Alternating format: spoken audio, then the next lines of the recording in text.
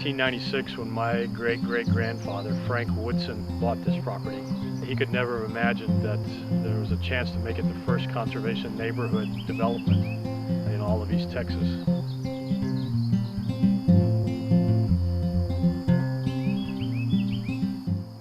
It's really interesting that there's been 7 generations now of Woodson descendants that are involved with this property, starting with Frank Woodson, who bought this property in 1896, but also brought his mother along with him, who would represent a first-generation Woodson family member living out here and being involved with this property.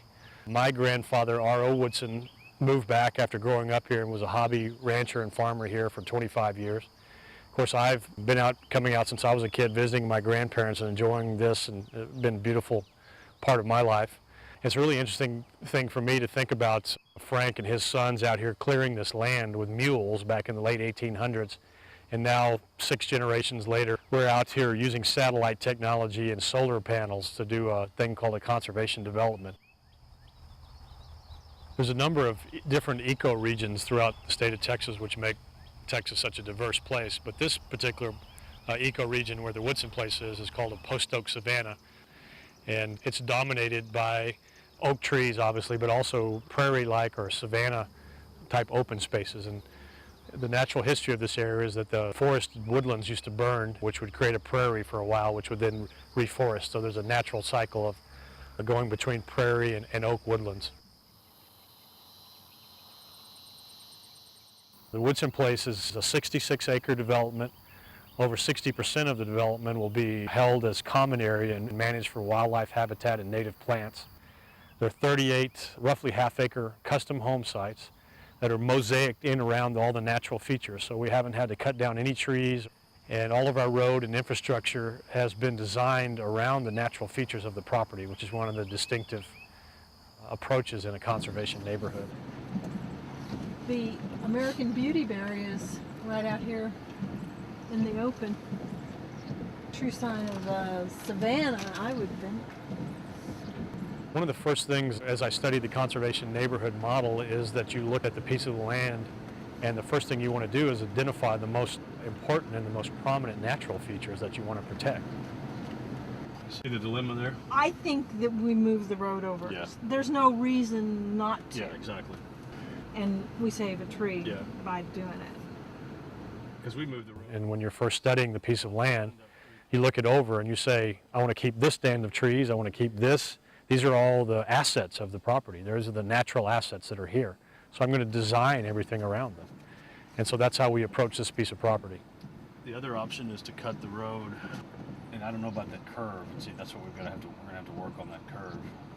Whether it's, it might be too much of a curve.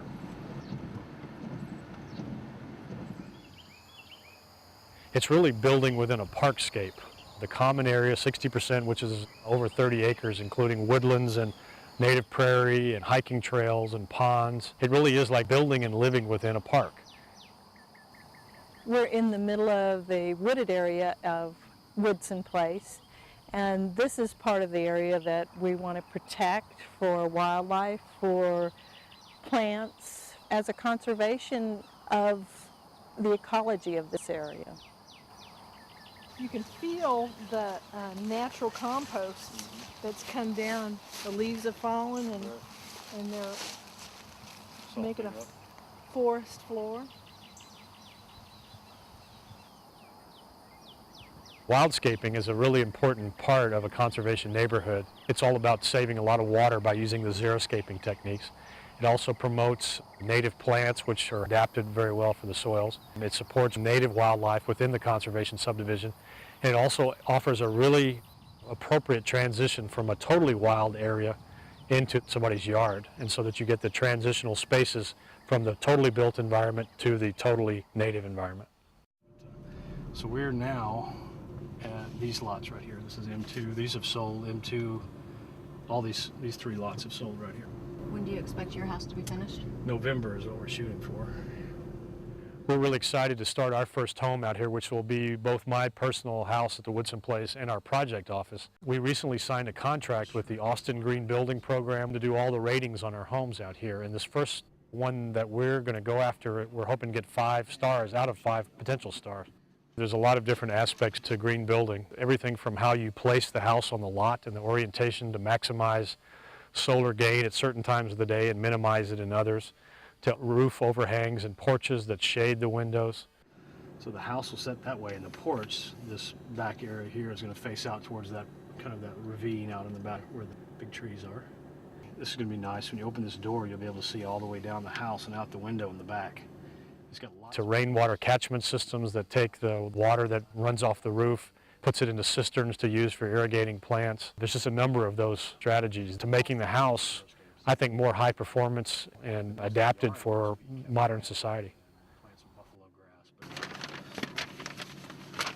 We are right here on the edge of these trees. Another feature of the project is the community area, which is going to be a solar dance hall. The pond is just right over here. We were trying to envision what a community space in this conservation neighborhood in East Texas should feel like. And the dance hall design that we have, that the same architects did, is based on the dance hall in Green, Texas. Have you ever been that one outside of San Antonio?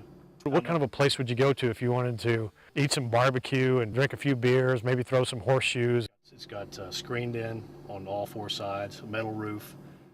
And listen to some good bluegrass music with some friends, and we started thinking about, what about those old style screened in Texas dance halls? Wouldn't that be cool to have something like that? Exactly. Yeah. So that's the inspiration for this place. The great fortune I have for this project of mine is that it's a family project, and so I have a lot of family passion and support for that vision, which makes it exciting. Y'all doing all right?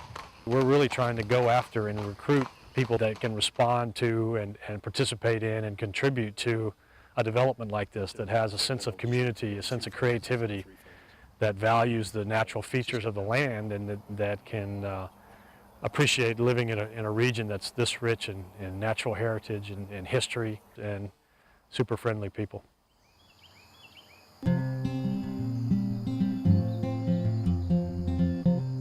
It's really wonderful for me to spend time out here because I can recall and relive now 35 years of my life spending time with my grandparents, and they lived very graciously out here and entertained, and it's incredible to draw on those memories and hopefully build on them too as the Woodson place becomes a place where a lot more people live and create those kind of memories for their kids and their grandkids. And you know, it's all about the kind of gracious living and living well in the country, and we've got a long history of that here.